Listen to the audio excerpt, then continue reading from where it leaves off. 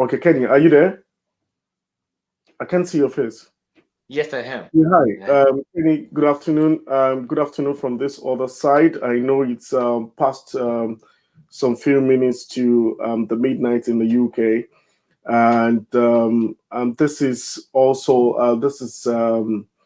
a great time for us to talk about. I'm also expecting some other guys who are going to join us in the beat of conversation this afternoon. So I want you to introduce. So my name is Stephen Ogutoyinbo, and I'll be comparing this session and also expecting other guests to come in, and where we're going to be having conversation about the opportunity base and how we have shared and the mistakes a lot of people make when they try to apply for fellowship programs and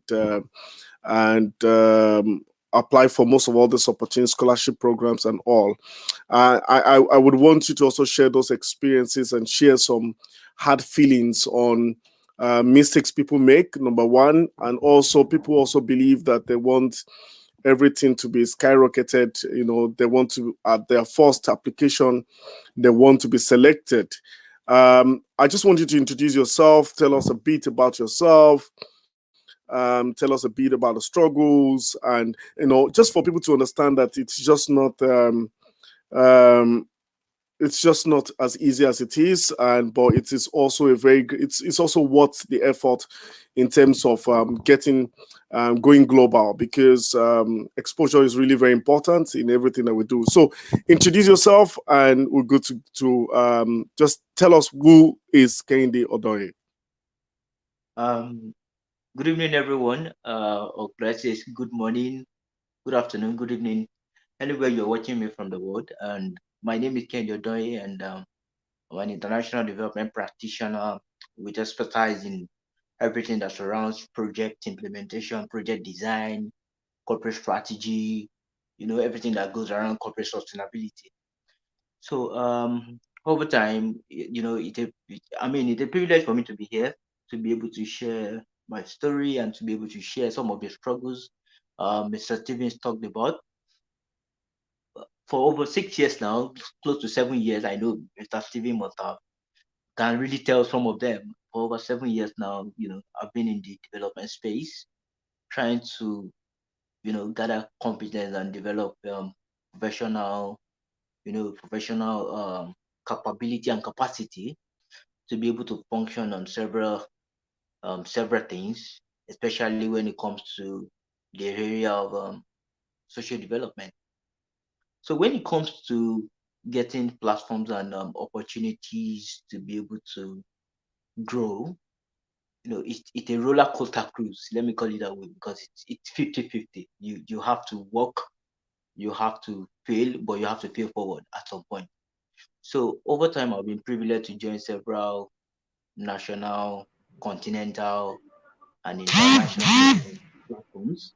And it's really, really inspiring that, sometimes when we talk about the journey of becoming, we would not, or we should not go without talking about how awesome and inspiring it is for us to, to understand what we want to do. So over time, the first thing that I know and the first challenge that I know people go through is to understand their nature and the core of what they're doing. So the development space is very diverse, it's a big place, and a lot of people just say, "Oh, yes, I just want to make that change. I want to do something," but they don't know the core of what they're doing, the niche that they are supposed to carve for themselves. So the first thing that I did was to understand the problem I wanted to, to solve. I'm very good when it comes to, designing project, designing solution. However, what is it that I can design better and would scale or would work anywhere? That was the first thing. So after discovering this niche, the second thing I did was to develop professional competence.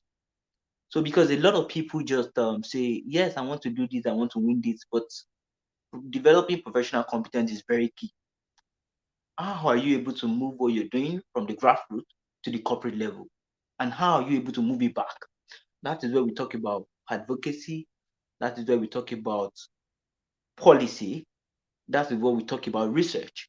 So these are three different areas that a lot of people don't understand. So you see people in social development saying, I want to go and volunteer with one organization, but they don't necessarily have a knowledge of policy on what they are volunteering on.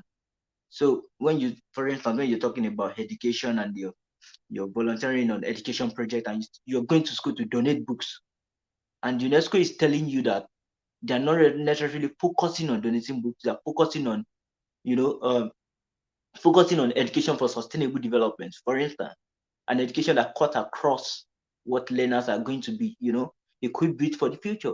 So people don't have a knowledge of what international organizations are even trying to achieve in what they do.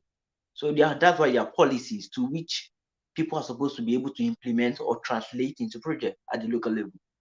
So after doing all this, after trying to, you know, understand the policies behind what I do, I started to get engaged, and to get engaged sensibly. What do I mean? So when you get on international platforms or when you are trying to apply for several opportunities, you don't talk on behalf of a team. You talk for yourself. You don't come to say, we did this or we facilitated this. No, I ensured I did this, I facilitated this, I initiated this. So it's all about you. So when it comes to volunteering, you have to be strategic. What are the kind of projects you're volunteering on? What are the kind of places what are the solutions you're bringing on the project? Who are the people you're working with? These are things you have to be strategic upon. And over time, I was able to volunteer on the right project. I was able to bring in my initiatives and ingenuity on projects. So it is not enough that you are part of a project or you're part of a solution, but what you do and what you contribute is actually very vital. So over time, I consistently had to work to volunteer in the right way. And, you start to build the competence and the professional capacity. And while that is going on, nobody will come to spoon feed you and say, because you're volunteering well, because you're doing this well, you deserve this. No, you have to research yourself. What are the necessary platforms that will help you to continue to grow? So after that, I started to, move in and grow up the ladder, trying to meet up with the right people, to learn from them, especially because if the thing you're supposed to do last is the thing you're focusing on at first, you will probably fail. And it's because a lot of people want to get to the top without learning and going through the process. So you cannot compete with, for instance, if somebody is just coming into the sector today, you cannot compete with people that are already spending 4 years, 5 years in the sector. So the best thing you have to do is to gather the experience and you build up the ladder. So getting these opportunities come at a cost, and the cost is you have to do the work. So after doing all this, over time, I was able to network with the right people. And then it came down to me being qualified to actually apply to some programs. Now, application is a separate phase on its own. So we should know this. We can be qualified for an opportunity, but you can actually not get it if you are not putting in the right application or you are not applying the right way. So another thing I mastered before I started to send in applications was how to apply, how to send in winning application. It doesn't mean you're perfect. It doesn't mean that your applications will not be rejected at some point, but you have to know the right thing to do when it comes to applications. Firstly, if an application is coming out, for instance, you're talking about Jali West Africa, for instance, or you're talking about Mandela Washington Fellowship, you know, the first thing you have to do is not to jump on the application and start to apply. No, you have to check the eligibility. You have to check if you're qualified yourself. And after which, you go to the fellows that have won the program before and start to study what they've done. So if you, for instance, see an opportunity and you think you're qualified because of what you're doing, and you've not checked the kind of people that have won the opportunity and what they were doing, you might not necessarily be able to put in the right application. After that, you have to also go and read about what the organization is doing. The organization try to put out the opportunity. What are they doing? What do they have interest in? What do they focus on? You have to know these things. When that is gone and out of the way, you have to now focus on your own application. Now, the way you constructively project your ideas or your information is very important. So you don't write like you're just trying to tell it. Even if you're very good at storytelling, you must write like a professional. You must tell your story in a very meaningful way. There are a lot of people competing with you, so you want to put in the right application. You want to use the right words, the right phrases. Some people say there's smart approach, there's SAR approach, simple, measurable, achievable, all these things. You want to actually use that in your application. You want to think about the best way to put in the right application. And so when you do that and you consistently apply for these opportunities that you are qualified for, when you consistently apply and you get rejections, it means that you have to work on your application and make sure something is better. Because over time, people just submit applications, they just submit the same essay over and over, and it doesn't work. So when you submit applications and they don't come in, or they don't really turn positive, you have to sit down and look at it differently. So because a lot of people are applying across the world for the same opportunity, so why are they going to choose you? Why? So it leads me back to what you're doing. What you're doing must actually connect with what you've done and your career plan. What do I mean? Most opportunities will ask you that what are your goals for the future, or why do you want to get this opportunity? Now that is a place to connect what you've been doing, what you currently do, and what you will likely do in the future. So you are not able to craft the right answer to that question if you don't understand what the organization itself is doing and what you yourself want to do. So a lot of people just jump on opportunities or jump on applications that, oh, I just want to. Some people say, oh, I just want to travel. It's not about traveling, because you can get the best of opportunities from even where you are. However, it's the opportunity for you. Why would they consider you? So this is some of the things that I started to understand myself, which means I started to understand my long-term career plan and my short-term career plan. So I started to understand some of these things so that I could be able to put in the right application. So after that, there's something we call okay, for professionals, there's something we call networking when it comes to opportunities. Hold your thoughts on that. Uh, there are a lot of people who would ask you how accessible are this information, and you know the bet. Like I always speak to some of my friends, and I always tell them it's for me, it's I have a marketplace, and my marketplace those years was exploring the opportunities of looking for opportunities in the marketplace. I called it the marketplace in the sense that there are spots, there are websites where you can get the right information. I've seen over the years that a lot of people, have a strategy, a jackpot strategy. Oh, I want to go abroad. But beyond going abroad, for me, and this is something that I always say, that living in the current trend of the opportunity world, opportunity is the best. You see, opportunity is something that we cannot joke with in this time and age. And the opportunity is there, but a lot of people don't see that opportunities. They don't see those opportunities. So how can young people leverage the internet in terms of getting opportunities? We have the Taking It Global, we have the Opportunity Desk, we have the Opportunity Africa. Where do you think young people can get the right resource in terms of getting opportunity? It's another thing for you to get an opportunity. It's another thing for you to be able to maximize those opportunities. It's another thing for you to have the quality, the qualification in terms of applying for these opportunities. So what exactly are the guided models that you are using, that you have used over time? You've done project with the VSO, you've all done project with different organizations, but what are those models that guide you in terms of creating opportunity and getting opportunities? Okay. Firstly, I think I would like to break that down. There's the conventional one, and then there's the unconventional one. So if you want to do it conventionally, there are platforms people go. Sometimes you could go on opportunitydex.org. Sometimes people go on opportunitiesforafricans.com, asuccess.com, youthhub.com, um, diplomacyhub.com. There are a lot of them like that.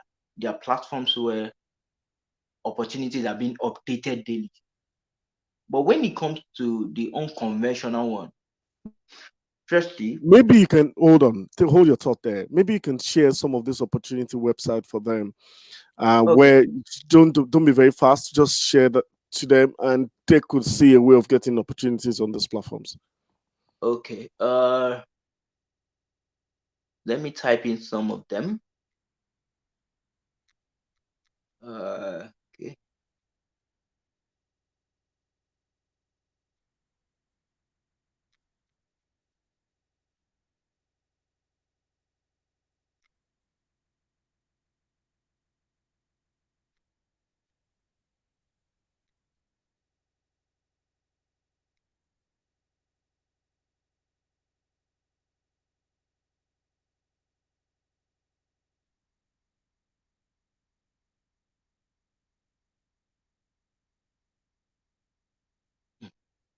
Okay.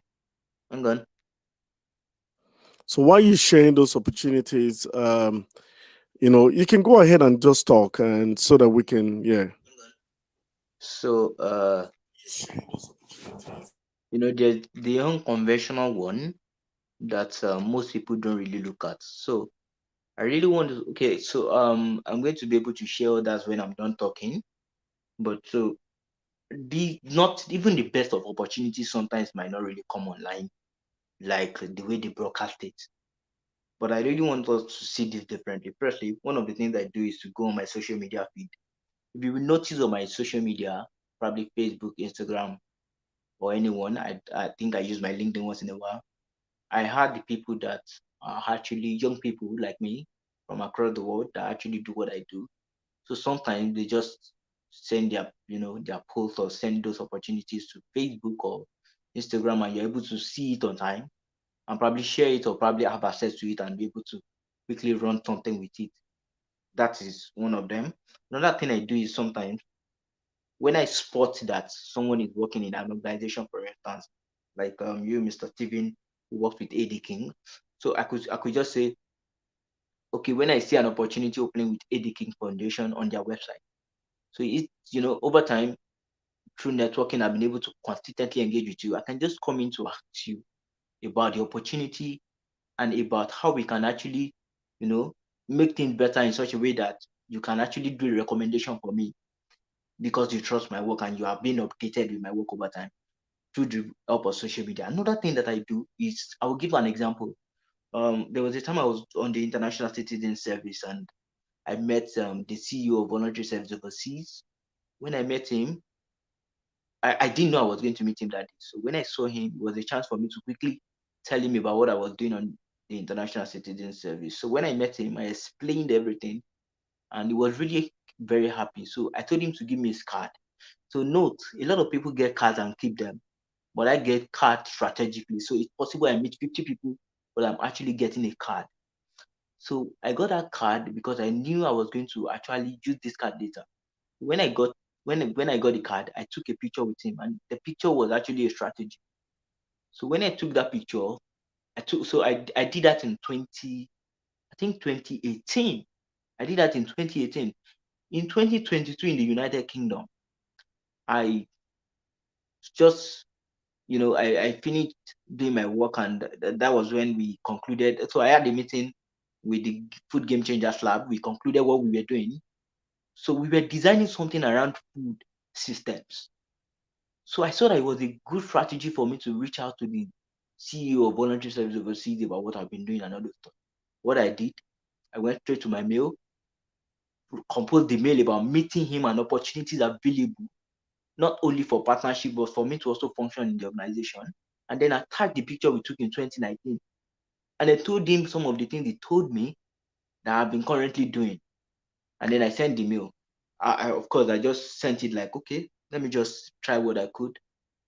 But he actually replied me because of the fact that I've been able to actually do some things that could catch his interest. And then the pictures were there to verify that we actually met, and it was with the date and with some details that he could remember. So unconventionally, things like that can happen. So handling social media, for instance, if I need to actually get something from A.D. King Foundation, and I know Mr. Steven worked with A.D. King Foundation, and I've not met him, I've not really related Mr. Steven before. One of the things I would do is to check through Mr. Steven's post on social media, look at what he does, and then from there I could just pick something. You could just see me create a random post for Mr. Steven. It was not really because I want to create a post, but because I wanted to get Mr. Steven's attention. So I could just say, Mr. Steven said that, and I'll tag him. And when he sees that, he comes to like my post, immediately likes, I go into his inbox. Mr. Steven, I am Kenny, this is what I do. I'm trying to do this, do that. So I'm trying to strategically or unconventionally get Mr. Steven's attention to what I'm doing. And that could really work, aside going to website. So another thing you could only do is to subscribe to newsletters of different organizations. So some organizations would actually inform you about opportunities available with their partners, not necessarily them. So you need to be, to be involved in a very good thorough research online.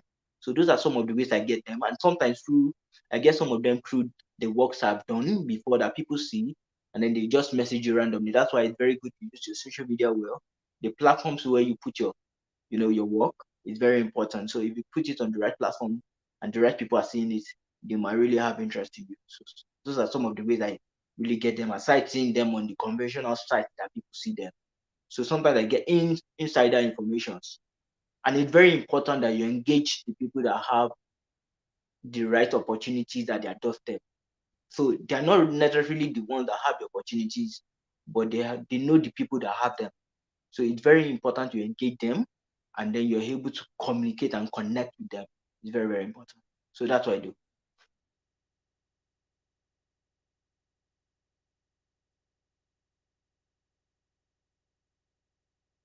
We can hear you. Can hear. You're mute. You're mute. Okay, I'm also going to share this experience. Some key nuggets. Some very key nuggets that is very important when you're applying for scholarships or when you're applying for opportunity. And like I always say, we live in an opportunity age where everything that we do is based basically on the foundation of opportunities. I've been able privileged to get on a lot of fellowship programs, exchange programs, and there are some institutions also that you can get a master's degree program, and there are study trips, and there are a series of websites that I can also share with us in terms of how do you go global. In this time and age when you see that it is very highly competitive, there are schools. There's one particular school that I would recommend to you. University of New Haven, where you can also apply. Apply for a master's, and also you can also get some master scholarship program, scholarship opportunity with them. And also there are fellowship programs, which is this is the best time where you can also get some fellowship programs that you can leverage on. There are fellowship programs and exchange programs. What else? There's, like I said, there are study trip where you can also just do some study trips on probably research grants. You will get quite a number of research grants from Opportunity Desk. Opportunity Desk. You can just go online and type Opportunity Desk. And I wish I could share my screen with you here. I would have shared, what it looks like, what Opportunity Desk also looks like. And right now, there, for some of us who are looking at applying for most of all those fellowships, one of the key things that is also very important is how much do you identify yourself? How much do you sell yourself? How much do you market yourself to this nonprofit organization? Kennedy just sent me another what's it called? Another opportunity. It's called diplomacy. Diplomacy. Just type diplomacy opp.com, diplomacyopp.com. We have www.heysuccess.com. HEY success.com. We also have opportunityforafricans.com. We also have www.opportunitydesk.org. These are opportunities. These are like a marketplace. This is where I do my shopping. And the first thing I need to get, which some people who are telling you, oh, there are opportunities, but for me, the rudiment of how to get this opportunity done is key. The first thing you need to do is to recreate yourself in terms of brand yourself. And the first thing is also like you can have a personal statement. Your personal statement is very, very important in terms of your profile.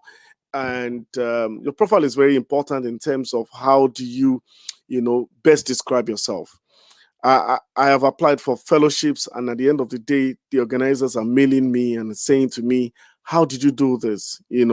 How did you get this? How did you, get on this? In terms of your profiles are well constructive, for this opportunity that you're going to be getting." And the first thing I need to do is to best describe myself in terms of personal profile. Um, um, Kennedy has been able to send me some opportunities. I don't know if some of you can see it in the chat room. I don't think so. But we have scholarship/positions.com. We have scholars for development for DEV.com. And but for some of us who want to get these opportunities, is something we can post. I don't know if Kennedy can also help post this opportunity on YouTube. You can go to the YouTube link and just post it on the YouTube link.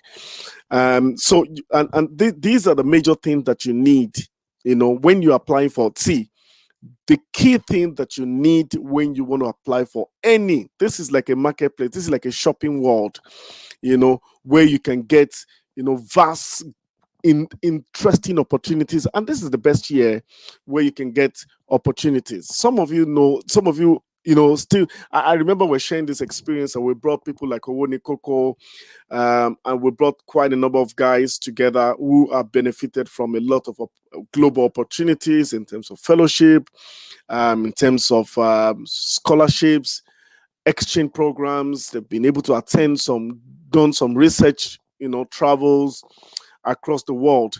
And these are the opportunities that you're going to find in most of all these places. I've benefited immensely. Like I say it again, I've benefited immensely, from these opportunities. But the first thing, like I said, even when you're applying for school, the first thing they're going to ask you, you need to have a personal statement, something to best describe your worth. Nobody want to get you on board of any opportunity just, like that. You should be able to prove yourself. The first thing you also need to do is to prove yourself that you're worthy of getting the scholarship programs. Or one thing that you also need to do is to prove yourself, like I said, in terms of what are your personal statements. And you also need to create a profile for yourself, like a corporate profile. A corporate profile in the sense that you have a profile that best describes yourself and speaks much about the qualities that you have. And like I will also say to you, for some of you who want to benefit from most of all these development opportunities, also the word volunteer. I remember that I was involved in quite a number. Your experience also very count in terms of volunteering with organizations in your community. It will give you that cutting edge. I say it again, it will give you that cutting edge. It will give you that cutting edge. It will give you that cutting edge. For some of us who even apply for US visas, don't even know that there's a cutting edge in sometimes when you're filling your DS-160. There's a part, Kennedy, I guess you know this part when you're filling your DS-160, where they will ask you that you should impute your involvement in non-profit, in charity programs. And for me, I take time to put like more than 20 activities I've been involved in over the years, and organizations I've been worked with over the years in my application, and it really helps me. And I remember when I was applying for one of the visas at one time, and the guy just asked me, "Why are you going?" And I told him I'm going for this, and he said, "Oh, what experience do you have?" Experience counts. So I'm going to go back to you before I start giving you all the remaining nugget. Um, Kende, so you've taken part in the African presidential program. I don't know where the country you went for. Is it Egypt or where? Balancing up your experience from UI and what exactly, how did you feel on your first trip out of Nigeria, knowing fully well that you were on an all expense paid trip? How did you feel in terms of how profitable or how worthy, how did you appreciate that opportunity with the ruggedness of being involved in one organization or the other, of paying the price, let me use the word paying the price. So what exactly was your experience on your first trip, in terms of meeting other people from different background, from different nations? What was your experience? Wow. Thank you for that question. For me, I would like to, before I really say something on that experience, I would like to say that capacity triumphs title. And I like us to take that and own that. So my first time going outside West Africa was going to North Africa, that's Egypt.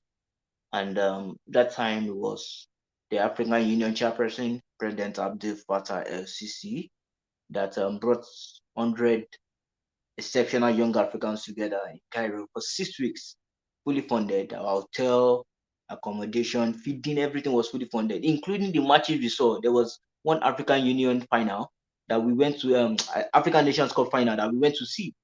It was everything, the sightseeing, everything was part of our lectures.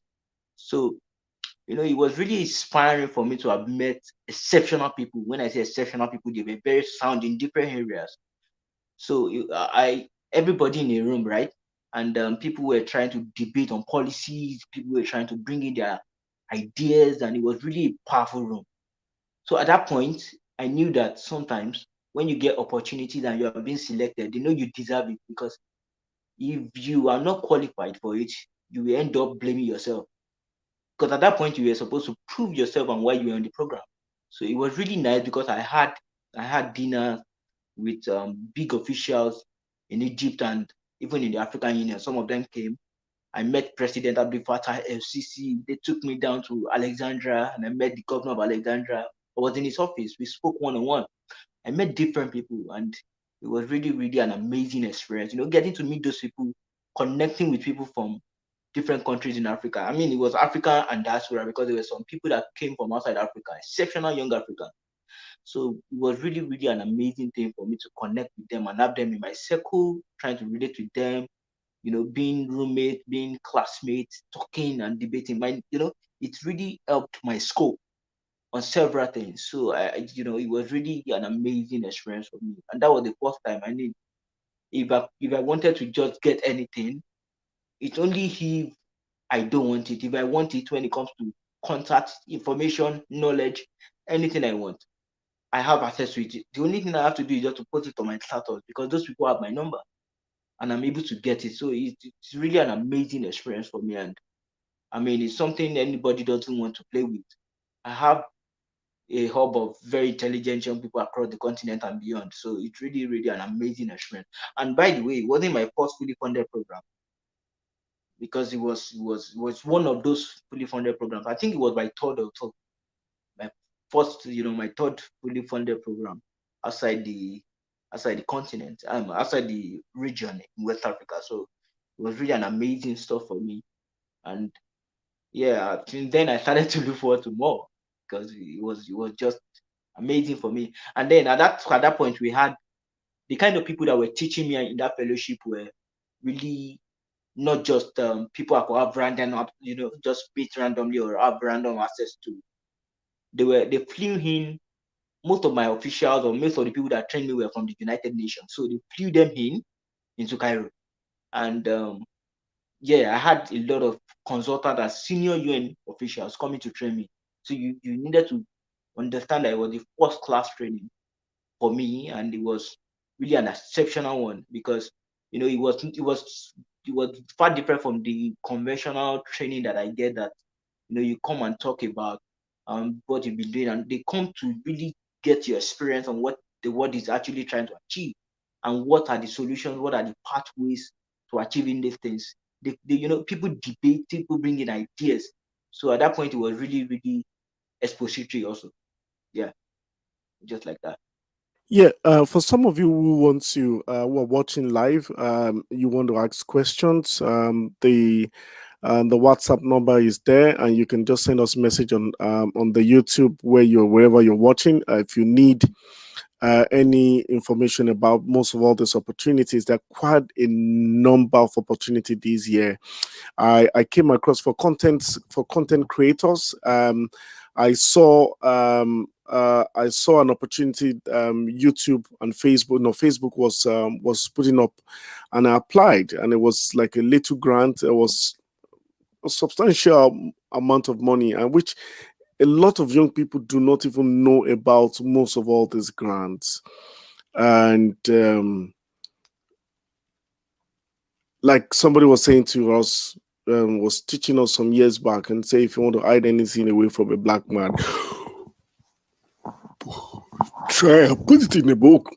Try and put in a book for a black man, and it won't have access to it. But in terms of researching, research have helped in terms for me in terms of broadening my skills and broadening my knowledge. And I see that there are a lot of top-notch grants for people who are in business in Africa.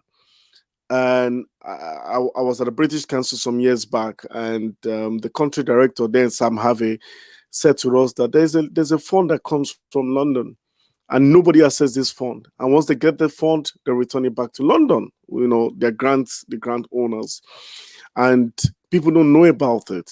So if you are live, you can send us messages, or you can call us on the screen, the WhatsApp number on the screen, so you can ask your questions. These are golden opportunities for you, and we could be able to tell you what to do in terms of getting that international opportunities. There are some years back when I sat down and I hear from people who have traveled, far and near. I could be able to just get some one or two top notch, get some one or two top notch knowledge from them in terms of opportunity. He has traveled. I've been also involved in quite a number of fellowship programs and represented Nigeria at different international events too. And like I said to you, one thing that you need to do is start profiling yourself first thing. And for people also trying to see a way of going to schools, there are few schools, that you could leverage on. I know, I don't know, Kehinde, if you have applied for Chevening scholarship, or quite a number of people who have applied for Chevening scholarship Yeah, before. yeah. I So like to talk about that. what Okay. were those top notch qualities that is expected, even if you're applying for? And this is one key thing that people do not even understand when you're applying for most of all those fellowship programs. Not really fellowship programs, even for education, for academics. There are master's grants, there are PhD grants, there are travel grants. I have a young man who told me, Stephen, well, see me, I'm just enjoying myself right now, and he's doing like a research grant, and he's getting money for travel grants. you know in details, you see people who have been involved, and also you have also been involved. What are those top notch quality that if you are supposed to be on the selection panel? I've been involved in selection panel, and I'm going to tell you what are my expectations for when I'm selecting people or selecting applicants. So what are your top notch, do's and don'ts when it gets to issue of selection? Okay. Thank you for that question. I think I would like to talk in the context of the Chevron scholarship. So in 2020, Sorry, okay, in sorry. 20, So sorry. If anybody wants to ask questions, please send your questions on online right now, so we can be able to iron out your questions. If you want to have questions about fellowships, you have questions about internship, you want to have, I know, questions about exchange programs, I can bet you I can give you a first-hand information right now. So please send us a message, or call us on the number, or send a message on the WhatsApp, questions on the WhatsApp number that's showing on your screen, and we should be able to do that. Kende, you have the floor right now. so yeah, I think I would like to talk in the context of the Chevron scholarship. In 2019, I applied for Chevening Scholarship, and then in 2020, I went to the British Council for the Chevening Scholarship interview. So I think I have a very good knowledge about the Chevening Scholarship. So for the Chevening Scholarship, there are 4 particular essays that people are supposed to write, and they are maximum of 500 words each, and a minimum of 100 words per question. So that's 2,000 maximum. And so for those 4 questions, you are focused. The first question is focused on leadership. The second one is focused on your networking. The third one is focused on your school choice, and the fourth one is focused on your career plan. Now, the one for the leadership, they were so much interested in what you have done, and then they want to see the consistency in your leadership journey. They wanted to, to be able to see why you do what you do. So you want to talk about what has motivated you to even take on the leadership journey. I don't have the questions here. I could have shared them, but that is just the way the questions were. So the first question wanted to see the leadership journey, and they wanted to see the consistency in that leadership. They wanted to see those that you have done. So that is for the leadership question. And so a lot of people apply for scholarship thinking that because they did that, they are supposed to get a scholarship. No, the leadership experience and the leadership examples are very important. Are you using the right platform for the right question? For instance, if you are volunteered with one local organization and then you have also worked with one international organization and you are applying for a scholarship, the best thing for you is to put your best foot forward and probably highlight and focus very well on your best or your strong point or your strongest point, which is probably the international things you've done that have really worked at the local level and all these things. So you need to really focus on that. Despite the fact that your local impact is very important, your international competence is also not very, very small. So these are things that people need to focus on. And then the second question talked about networking. Now, Chivning believed that people that are very good at networking they are great leaders in their country. So people that are good networkers are very good. They are very good leaders. They are, they go back to their own country to make changes. So how do you leverage networking strategically for your own personal development and for your own national agenda? So what do you do with networking, and how has it helped you to get to that level that you are right now?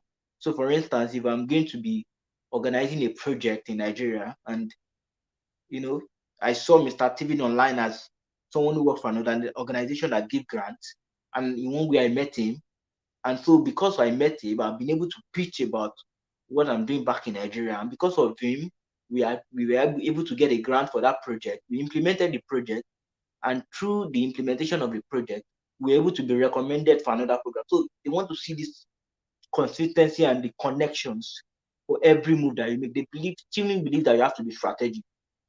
So the networking is very, very important. It's very key. Another thing that is talked about is the school choice. Now I want to say this because this applies to even the leadership, and the school choice applies to any form of scholarship you want to apply for. So for the school choice, Chibling wanted to see why you have chosen the school and the course. Now, a lot of people don't research about the course they have chosen. They don't even know why they have chosen the course they want to choose. So coming to research and link it to how it is going to help probably your national or continental development is very key. For instance, there was one strategic ministerial education strategic fund that was developed in 2018, I think. So I was at that time I was applying for a program in the University College London. So what I did was to actually know what the ministerial plan was talking about and how studied at University College London would help me to contribute towards that ministerial plan. So it was very important for me to understand the kind of lecturers that were going to be teaching me. So people need to research into even the kind of lecturers that were teaching them that are going to be teaching them at that point, the kind of modules they are going to be taking. They need to look into this. So I was able to link the modules and the lecturers' professional area to how it's going to help me to achieve what I want to achieve back home in Nigeria. So there should be a connection between your course and what you are actually trying to do at your own personal goal, or or your course, or your back home in your country. So it's very important that you're able to link these things together so that they could actually just position you as someone that is very serious. However, what you're trying to achieve, or why you have chosen that course, must align with your own personal career plan. That is why Chibling brought the fourth essay that they call career plan. So what do you aspire to achieve? Now, career plan is in different ways. There's short-term career plan, there's long-term career plan. 5 years and below is short-term career plan. Below above 5 years is long-term career plan. So what do you intend to achieve in the short term that will help your long term? They want to see that. They want to see that, okay, when you're done with school, this is what you want to achieve. However, you should not go for something that is ambiguous or unachievable. What do I mean? Or that is not connected to what you have been doing in the past. For instance, you've been working on climate change in the past, trying to climate change advocacy, and in the future you plan to actually have a climate change advocacy group that would work with the government or consult for the government or something like that. So you are not going to say, oh, I want to actually be able to help the world, the climate of the world. That's ambiguous. Or you don't want to say, oh, I want to be able to help people to achieve quality education when you're actually working on climate change before. So they want to see that connection, they want to see that consistency also. So your short-term career plan should be able to give a very sneak preview into what your long-term career plan will look like. So these are some of the things they want to look at. And for the school, for instance, they want to also know why you have chosen them. That is actually very applicable to all scholarship that I've heard of. They want to know why you have chosen them. For instance, um, for people that really want to study education, if you're listening, please you need to probably write it down. For people that really want to study education or international development, they will be considering schools like Sussex, University of Sussex in the United Kingdom, that happen to be number one globally in development studies in the QS ranking for 2021 and early 2022. So these are some of the things that the schools look at. They want to know if you are even very aware about the ranking. And for people that also need into education, also there's Institute of Education at UCL that happen to be number one globally. So how do you pick, and how do you justify your decision with the school that, okay, I'm picking you because of this? For instance, if I say, oh, I want to school at the University of Sussex, I will probably be telling them at the University of Sussex that I want to be able to focus on the area of Professor Yusuf Syed because he has worked on African development and all these things, and I believe it will really help me. In 2018, he worked on this, and I'm really interested in working in that area. So you want to actually connect what the lecturers are doing, even to what you have done. So it is very important for you to research so well and even know about their ranking in the global education ranking. It's very, very important. So these are some of the things they want to see. They want to see why, they want to see your long-term career plan, why you are choosing them, your leadership, what you've done, how these studies will really help you back home or in your future aspirations. These are things to look at, and it's very, very applicable anywhere. So the Children's Scholarship is very, very particular about whatever you do as regards all those things. Mr. Steven mentioned research. People need to research so well into all these details because they don't come to you when you say you just want to apply. You need to sit down to understand one by one to strategically position yourself for these applications and opportunities. Because trust me, you're one applicant and there are thousands or hundreds of thousands of applicants that want the same thing like you. So how do you distinguish yourself? How do you put your best foot forward? So it's through this research and through this strategic positioning. Yeah.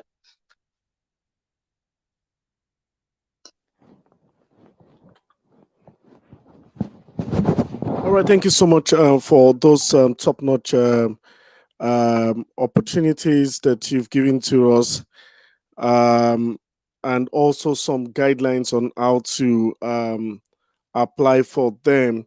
We will be bringing up these sessions to a close, and also we would want you, like, by God's grace, over the weekend on Saturday we're going to also have this session again, where we're going to get other stakeholders to come and speak, about creating opportunities, because creating opportunities also, utilizing all these opportunities is also very important.